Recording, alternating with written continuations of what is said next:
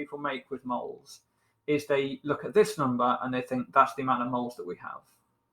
But that's not the amount of moles that we have. That's the amount of moles. If we had that many, then it would make this many of that and this many of that. This is the mass that we have, and we would use that to calculate the amount of moles that we have, right?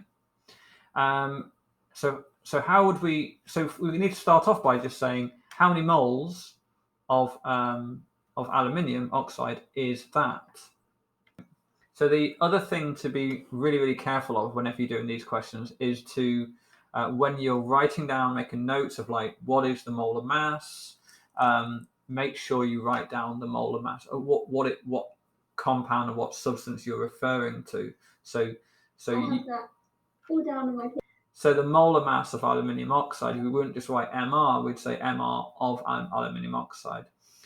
So yeah, so you don't just write. So we worked out that MR was 102. So we're going to say MR of Al2O3 is 102 grams. Now I'm going to do my little trick of shrinking this again because that's a bit too big. I've chosen my ink is my pen is too thick.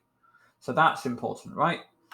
So we don't just put MR, we put MR of whatever it is. So basically, we know that the molar mass of aluminium oxide is 102 grams. Well, we've got actually exactly 10 times that amount, conveniently, which is why it's question 1. So if that's the molar mass of aluminium oxide. So we have. Let me just make my pen quite a bit thinner. So we know that. Or we could say therefore, 1,020 grams is equal to 10 moles of aluminium oxide. Now the equation is telling us that it's 2 to 4 or 1 to 2 of aluminium oxide to aluminium. So when we know that, so whatever amount of aluminium oxide we've got in terms of moles, then we would have twice as many. We would produce twice as many moles of aluminium. So we could just write there an arrow, 20 moles aluminium. And then we look at the first step, and we're basically reversing what we did in the first step. So what is 20 moles of aluminium in terms of a mass? Well, the molar mass of aluminium is 54 grams. That would be what one mole would be. So 20 moles. Thank you.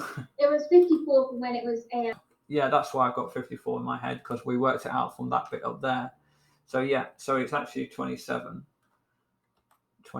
grams. That was the mass number of aluminium, wasn't it?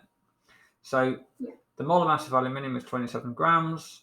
So 20 moles of aluminium would be 40.